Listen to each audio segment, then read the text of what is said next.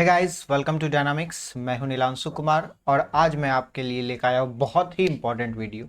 अगर अगर आप Indian council of agriculture research के एडमिनिस्ट्रेटिव ऑफिसर या फाइनेंस एंड अकाउंट ऑफिसर की तैयारी कर रहे हैं। अब मैंने क्यों कहा कि ये बहुत ही इंपॉर्टेंट वीडियो है, इसका कारण ये है कि टायर 1 के सेक्शन ए में जो सिलेबस लिखा गया है उसमें ये एक टॉपिक है जिसका नाम है general awareness specific to structure and functioning of ICAR. मतलब ये कि जो भी जनरल अवेयरनेस की चीजें हैं आईसीएआर के स्ट्रक्चर एंड फंक्शनिंग से रिलेटेड उसे सिलेबस में इंक्लूड किया गया है।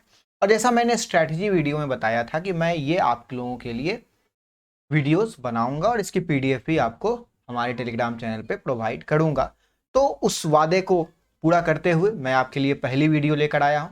इससे रिलेटेड एक दो वीडियो और होंगी जो कि आपको एग्जामिनेशन में जरूर से जरूर सहायता प्रदान करेगी। तो चलिए हम अपने वीडियो की शुरुआत करने से पहले ये बता दें कि अगर आपको टेलीग्राम पे पीडीएफ चाहिए तो टेलीग्राम पर सर्च करें dynamics education EDU, not education EDU। तो यहाँ पे आपको पीडीएफ मिल जाएंगी, क्विजेज मिल जाएंगे और भी जो एग्जामिनेशंस ये होने वाले हैं आईसीआर की, इसके रिलेटेड बहुत सारे मटेरियल्स हम लोग प्रोवाइड आप लोगों को कर रहे हैं, ये आपको वहाँ प्रोवाइड हो जाएगा। और रह गई बात, इससे रिलेटेड कोई क्वेश्चन अगर आपको पूछना है या कुछ डिस्कशन करनी है तो आप ASRB इसी तरह स्मॉल में AO capital and discussion small में टाइप करें टेलीग्राम पे, वहाँ पर उसे ज्वाइन करें, वहाँ आप डिस्कस कर सकते हैं। चलिए आगे बढ़ते हैं। सबसे पहले हम जानते हैं कि आईसीएआर होता है क्या। तो आईसीएआर जो है ये एक संस्था है। अब ये संस्था काम करती है ministry of agriculture and farmer welfare. और मिनिस्ट्री ऑफ एग्रीकल्चर कौन है हमारे देश के? वो है नरेंद्र सिंह तोमर जी। अब ये जो मिनिस्ट्री है इसके अंतर्गत एक department of agriculture research and education, जिसे डेयर कहा जाता है, जो 1975 में आईसीएआर ने ही एस्टेब्लिश किया था, वो आती है और वो इस पूरे आईसीएआर को कंडक्ट करती है।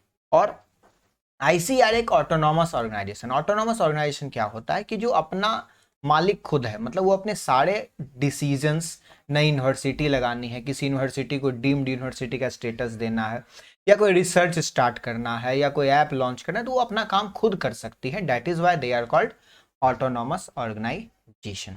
आईसीएआर का हेडक्वार्टर न्यू दिल्ली में है। आईसीएआर के 101 इंस्टीट्यूट्स इंडिया में संचालित होते हैं और इसमें 71 एग्रीकल्चर इंस्टीट्यूट्स भी संचालित किए जाते हैं। अब इसका लोगो आप अगर देखें तो ये एक वीट का पौधा है। अब ये एक वीट का पौधा कैसा है? ये एक वीट का पौधा ग्रोइंग स्टेज में है, मतलब ये उगता हुआ पौधा है, तो यही इसका लोगो भी है। अब इससे रिलेटेड और जानकारी आपको मिलती जाएगी। अब बात करते हैं इसके स्ट्रक्चर के बारे में। अब इसका एक एक्स ऑफिसियो चेयरमैन होता है। एक्स ऑफिसियो चेयरमैन होता क्या है? अब आप पढ़ते होंगे राज्यसभा के लिए, राज्यसभा के एक्स ऑफिसियो चेयरमैन, अगर आपने पॉलिटी पढ़ी होगी तो राज्यसभा के एक्स ऑफिसियो चेयरमैन कौन होते हैं? वाइस प्रेसिडेंट ऑफ इंडिया, जो भी वेंकैया नायडू जी हैं। तो इस संस्था, इट मींस आईसीएआर के लिए भी एक एक्स ऑफिसियो चेयरमैन होता है, जिसे हम यूनियन मिनिस्टर ऑफ एग्रीकल्चर, मतलब जो यूनियन मिनिस्टर ऑफ एग्रीकल्चर होंगे, लाइक जैसे भी नरेंद्र सिंह तोमर जी हैं, तो यही एक्स ऑफिसियो चेयरमैन भी आईसीआर के होंगे। ठीक, अब ये तो एक्स ऑफिसियो चेयरमैन हो गए, लेकिन प्रिंसिपल एग्जीक्यूटिव ऑफिसर, मतलब वो ऑफिसर जो सही में काम करेगा, मतलब डेली एग्जीक्यूटिव एक्शंस लेगा, वो कौन है? वो होता है डायरेक्टर जनरल। अब डायरेक्टर जनरल अभी हमारे देश के आईसीआर के कौन है? त्रिलोचन महापात्रा। ये आपको याद रखनी है, मे भी क्वेश्चन में आ सकता है। उसके अलावा पहले डायरेक्टर जनरल डेयर के, अब ये किसके डायरेक्टर जनरल होंगे? डेयर के, department of agriculture research and education के डायरेक्टर जनरल होंगे। किसके डायरेक्टर जनरल होंगे? डेयर के डायरेक्टर जनरल होंगे। ये 1975 में स्टैब्लिश की गई थी, ये 1973 में स्टैब्लिश की गई थी डेयर। और इसके पहले डायरेक्टर जनरल थे डॉक्टर DP पाल। ओके, ये आप याद रखें, जनरल अवेयरनेस है तो क्वेश्चन तो आ सकते हैं। अब हम एक टाइमलाइन की चर्चा आज करेंगे या माइलस्टोन्स की चर्चा करेंगे, जो कि आईसीआर ने 1926 से लेकर आज तक अचीव किया है। अब सबसे पहली बात होती है कि आईसीआर बना क्यों? आईसीआर इसीलिए बना होगा, अब आप सब जानते हैं कि भारत एक कृषि प्रधान देश है, मतलब एग्रीकल्चर बेस्ड इकोनॉमी थी जब हम भारत 1947 में आज़ाद हुआ, तो उस समय हमारा देश एक कृषि प्रधान देश था। आज भी कृषि प्रधान देश है, लेकिन आज सर्विस सेक्टर ने बहुत बड़े पार्ट को कवर कर लिया है जीडीपी का। तो 1947 में जब हमारा देश एग्रीकल्चर बेस्ड इकोनॉमी था, तो उससे पहले भी एग्रीकल्चर बेस्ड इकोनॉमी होगा, राइट। तो अगर एग्रीकल्चर बेस्ड इकोनॉमी है तो एग्रीकल्चर को बढ़ावा देने के लिए एक इंस्टीट्यूट का होना बहुत ही जरूरी है। इसके लिए 1926 में रॉयल कमीशन ऑफ एग्रीकल्चर की स्थापना की गई। अब ये रॉयल कमीशन ऑफ एग्रीकल्चर करेगा क्या? वो रिपोर्ट सबमिट करेगा कि किस तरह के ऑर्गेनाइजेशन की जरूरत इंडिया में है। अब 1926 में हमारे देश के गवर्नर जनरल कौन थे? लॉर्ड लिंगटन, ओके, याद रखिएगा।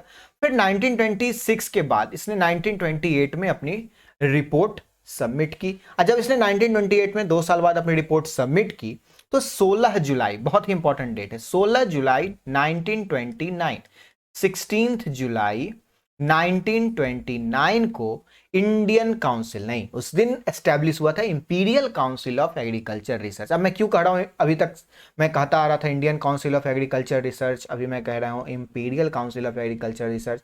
इसका रीजन ये है कि जब भारत 1929 में आजाद हुआ नहीं था, तो ये जो इंपीरियल काउंसिल है, ये इंपीरियल गवर्नमेंट के अंदर में था, इट मीन ब्रिटिश गवर्नमेंट के अंदर में था। दैट इज द रीजन इसका नाम था उस समय imperial council of agriculture research, जो कि बाद में बदल के Indian council of agriculture research 1946 के मार्च में कर दिया गया था। अब इसकी स्थापना कैसे हुई थी? इसकी स्थापना एज ए रजिस्टर्ड सोसाइटी के रूप में हुई थी। ये सोसाइटी है, रजिस्टर्ड सोसाइटी है। अब रजिस्टर्ड सोसाइटी है तो किस एक्ट के अंतर्गत रजिस्टर्ड हुआ? तो 1860 के रजिस्टर्ड सोसाइटी रजिस्ट्रेशन एक्ट के अंतर्गत इसकी रजिस्ट्रेशन हुई थी। तो अभी तक हमने क्या पढ़ा?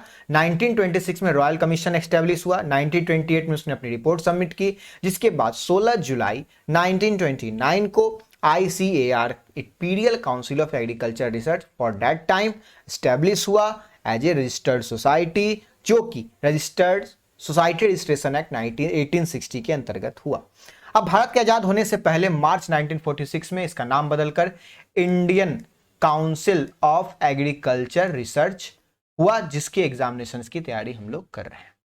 उसके बाद 1958 आता है। अब 1958 में इसने क्या किया? 1958 में ICAR ने, हम बात कर रहे हैं ICAR की, तो ICAR ने क्या किया कि एक इंस्टीट्यूट था उस समय इंडिया में, IARI। अब ये IARI है क्या? सबसे पहले देखते हैं IARI है क्या। IARI का फुल फॉर्म है imperial agriculture research institute. Imperial agriculture research institute, आप नोट कर लें। अब इंपीरियल एग्रीकल्चर रिसर्च इंस्टीट्यूट की स्थापना 1905 में कहां की गई थी? तो समस्तीपुर में। कहां की गई थी? समस्तीपुर के पूसा में, समस्तीपुर के पूसा जगह में। अब ये 1905 में समस्तीपुर में इसकी स्थापना की गई। उसके बाद क्या हुआ, कुछ टाइमलाइन में इसके बारे में बता दो। 1934 में बिहार में एक जबरदस्त भूकंप आया था, ठीक, जिसमें ये यूनिवर्सिटी टूट के, इसकी जो मेन बिल्डिंग थी वो टूट गई।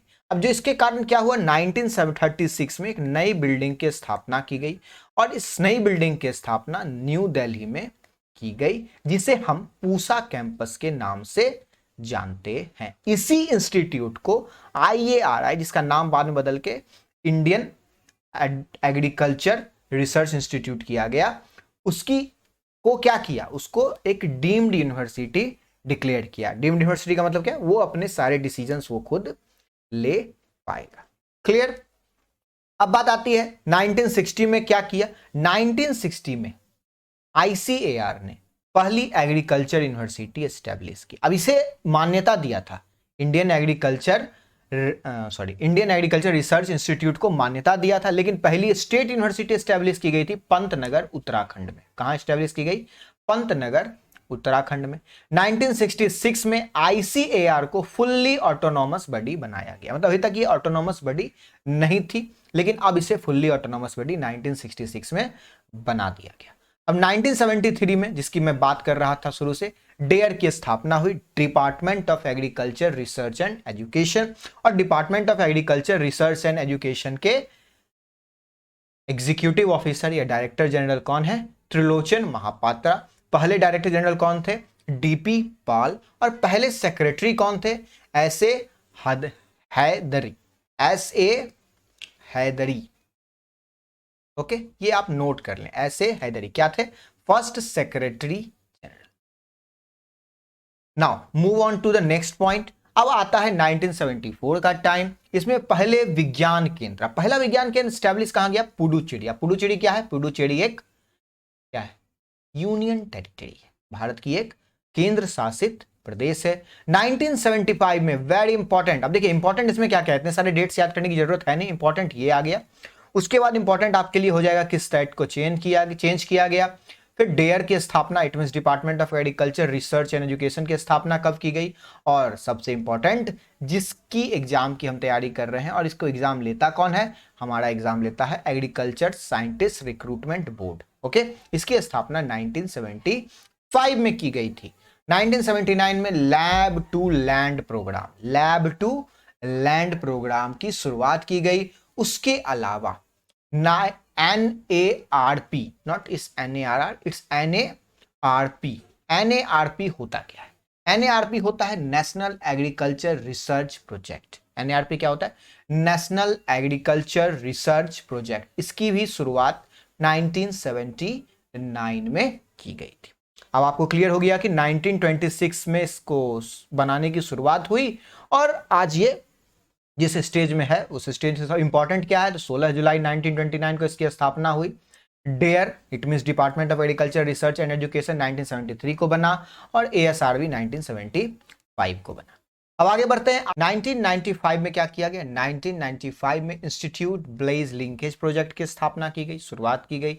1996 में पहला जीन बैंक बना। अब ये पहला जीन बैंक बना कहां? न्यू दिल्ली में। फिर 1998 में नेशनल एग्रीकल्चर टेक्निकल